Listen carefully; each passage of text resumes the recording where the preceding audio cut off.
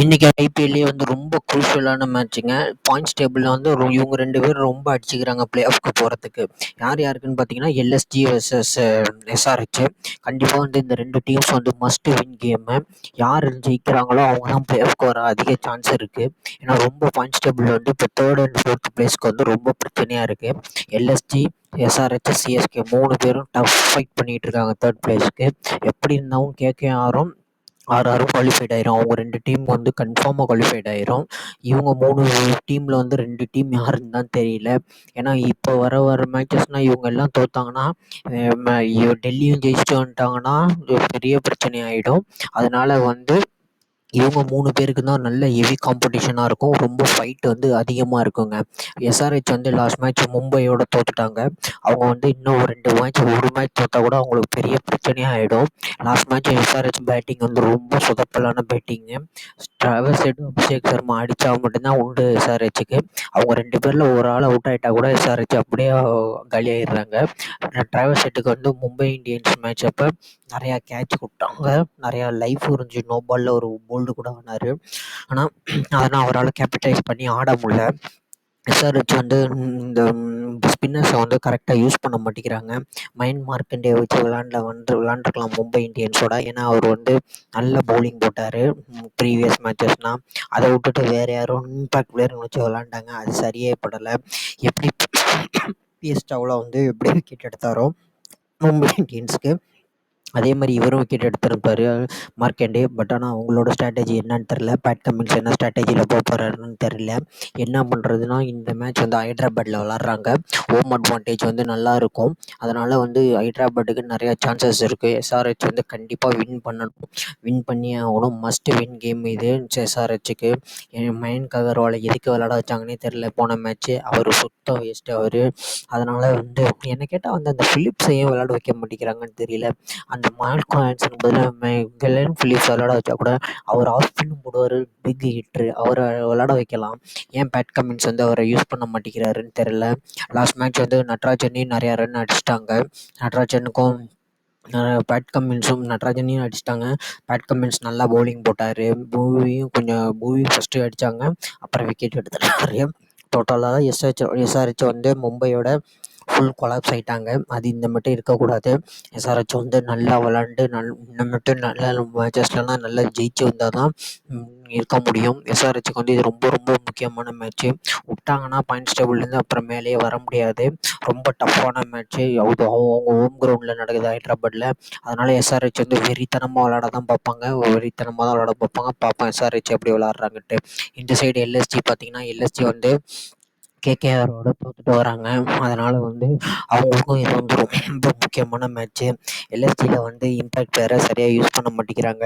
அந்த குண்டன் de Kock last இயர்லேயே வந்து இந்த டிகாக்கு இந்த பிரச்சனை இருந்துச்சு. ஏன் இப்போ மறுபடியும் அதே டிகாக்கை யூஸ் பண்ண மாட்டேங்கிறாங்கன்னு தெரில.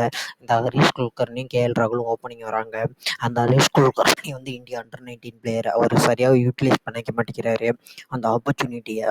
எனக்கு என்ன கேட்டால் மறுபடியும் நீங்கள் டிகாக்கே யூஸ் பண்ணிக்கலாம். இம்பேக்ட் பிளேயராக டிகாக்கே 11ல் விளாட வைக்கலாம். டிகாக் விளாண்டா தான் கொஞ்சம் நல்லா இருக்கும் பேட்டிங்க்கு, கேஎல் ராகுலுக்கு சப்போர்ட்டாக. அதே மாதிரி தீபக் கூட அவரும் வேஸ்ட்டு. டேவிட் படிக்கலுக்கும் சான்ஸ் கொடுத்தாங்க நிறையா மேட்ச். அவரும் அதை யூட்டிலைஸ் பண்ணிக்கல. தீபக் கூடவும் யூட்டிலைஸ் பண்ணிக்கல. என்ன பண்ண போகிறாங்கன்னு தெரில. இப்போ வர மேட்சஸ்னால் ரொம்ப முக்கியமான மேட்ச் எல்எஸ்ஜிக்கு. மயங்க் யாதவ் விளாட மாட்டார் போல். ஸ்குவாடில் தான் இருக்கார். ஆனால் விளாட வைக்க மாட்டாங்க இந்த மேட்சும். பிளே ஆஃப்க்கும் விளாட மாட்டார். ஏன் சித்தார்த் மணிமாறனும் யூஸ் பண்ண மாட்டேங்கிறாருன்னு தெரில கேஎல் ராகுல். எனக்கு அந்த கேள்வி ரொம்ப இருக்குது. ஏன்னா அவர் வந்து பவர் பிளேயில் போடக்கூடிய பவுலரு. ரொம்ப கஷ்டப்படுறாரு இவர் கேஎல் ராகுல் பவுலர்ஸ் இல்லாமல். என்ன கேட்டால் சித்தார்த் மணிமாறனை விளாட வைக்கலாம். அதான் வேறு யார் இருக்கா? மேட் ஹென்ரி, மோயிஸ் கான், நவீன் உல்லக்லாம் வேஸ்ட்டு. நவீன் உல்லக்லாம் அடிச்சிடுறாங்க. யாஷ் தாக்கூரையும் வெளுத்துடுறாங்க. அவங்களுக்கு ரொம்ப மிஸ் ஆகிறது வந்து இவர் ரொம்ப மிஸ் ஆகுறாரு. மயங்க் யாதவ் இருந்தால் தான் அவரால் ஜெயிக்க வைக்க முடியும். ஆனால் மயங்க் யாதவ் இன்ஜுரியில் இருக்கார். ரவி பிஷ்னாயும் இந்த சீரியஸ் வந்து இந்த ஐபிஎல் சீசன் வந்து எதுவும் சொல்லிக்கிற மாதிரி பெருசாக பண்ணலை. மயங்க் யாதவும் கண்டிப்பாக விளாடணும். மோயிஸ் கான், மேட் ஹென்ரி பரவாயில்ல. டிகாக் என்ன கேட்டால் டிகாக் கண்டிப்பாக விளாடணுங்க கம்மிங் அப் மேட்சஸில். டிகாக்கை விளாட வைக்கலன்னா பெரிய பிரச்சனை ஆயிரும் அவங்களுக்கு. எல்எஸ்ஜி வந்து ஜெயிக்கணும்னா குவிண்டன் டிகாக் விளாட வைக்கணும் கேஎல் ராகுல். சித்தார்த் மணிமாறனை விளையாட வைக்கணும். ஏன்னா ஒரு நல்ல ஃபாஸ்ட் பவுலர் சிமாரி ஜோசப்க்கு இன்னொரு மேட்ச் சான்ஸ் கொடுங்க. ஏன்னா ஹைதராபாத்தில் நடக்குது, கொஞ்சம் விக்கெட் பேட்டிங் விக்கெட் தான், driver side wicket, Abhishek Sharma விக்கெட்னா எடுக்கணும்னா கண்டிப்பாக வந்து சிமாரி ஜோசப் விளையாடணும். இல்லை மயங்க் யாதவ் விளையாடணும். மயங்க் யாதவ் இன்ஜுரியில் இருந்தாருன்னா நீங்கள் இவரை தான் விளையாட வைக்கணும். கண்டிப்பாக வந்து சிமாரி ஜோசப் தான் விளையாட வைக்கணும். இல்லைனா சித்தார்த் மணிமாறன் வந்து ஓப்பனிங் ஒரு போட வைங்க. அவர் driver side Abhishek Sharma wicket எடுக்க சான்ஸ் இருக்குது. ஏன்னா 2 லெஃப்ட் ஹேண்டரு. அதனால் சித்தார்த் மணிமாறன் விளையாடுவாருன்னா அதுவும் சொல்ல முடியாது. சித்தார்த் மணிமாறன் வந்து லெஃப்ட் ஹேண்டர் விக்கெட்டு பவுலர் எடுப்பாங்களா, அந்த ஸ்ட்ராட்டஜியும் பார்ப்பாங்க. என்னை கேட்டால் வந்து ரொம்ப பிரச்சனையாக தான் இருக்கும் எல்எஸ்ஜிக்கு நாளைக்கு. எல்எஸ்ஜி கேமு, எல்எஸ்ஜி வந்து வின் பண்ணணும்னா நல்ல ஸ்ட்ராட்டஜியை யூஸ் பண்ணணும். என்னோட ப்ரடிக்ஷன் படி நான் ஹைதராபாடுக்கு 60 தரேன், எல்எஸ்ஜிக்கு 40 தரேன். ஏன் ஹைதராபாடுக்கு நான் 60 தரேன்னா ஹோம் அட்வான்டேஜுங்கிறதுனால நான் ஹைதராபாடுக்கு 60 தரேன். எல்எஸ்ஜிக்கு நான் 40 தான் கொடுப்பேன். ஏன்னா எல்எஸ்ஜி டீம் வந்து அப்படி இருக்குது. கேஎல் ராகுல் நம்பி தான் இருக்க பேட்டிங்கில். எனக்கு நிக்கலஸ் புரானும் எதுவும் ஃபயர் பண்ணல.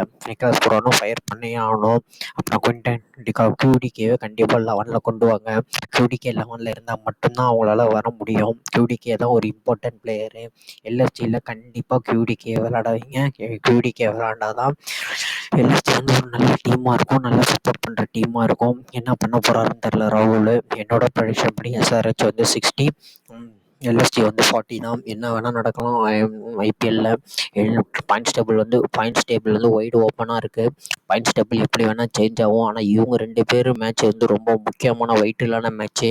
என்ன நடக்க போகுதுன்னு தெரில. பாயிண்ட்ஸ் டேபிளில் யார் தோற்றாவும் அவங்களுக்கு ரொம்ப பிரச்சனையாகிடும். பிளே ஆஃப்க்கு வருது பார்ப்போம் என்ன எப்படி நடக்குதுன்ட்டு. அந்த பாயிண்ட்ஸ் டேபிள் ஏதாச்சும் சேஞ்சஸ் வருமா, பாயிண்ட்ஸ் டேபிள் ஏதாச்சும் மாறுமா? கண்டிப்பாக பாயிண்ட்ஸ் டேபிள் மாறிடும். இவங்க 2 பேர் எல்எஸ்ஜி வர்சஸ் SRH மேட்ச்சில் கண்டிப்பாக பாயிண்ட்ஸ் டேபிள் மாறிடும். அது வந்து யாருக்கு மாறப்போகுதுன்னு தான் தெரில. யார் கீழே போகிறா, யார் மேலே வருவாங்கன்னு தெரில. ஆனால் ரொம்ப முக்கியமான மேட்ச்சு, ரொம்ப ரொம்ப முக்கியமான மேட்ச் 2 டீமுக்கும். 2 டீமில் யார் வின் பண்ணாவும் இதுதான் நல்லது தான் பார்ப்போம். ஆனால் ஹோம் அட்வான்டேஜுங்கிறதுனால SRH தான் நல்ல அட்வான்டேஜ் இருக்கும்னு நான் நினைக்கிறேன்.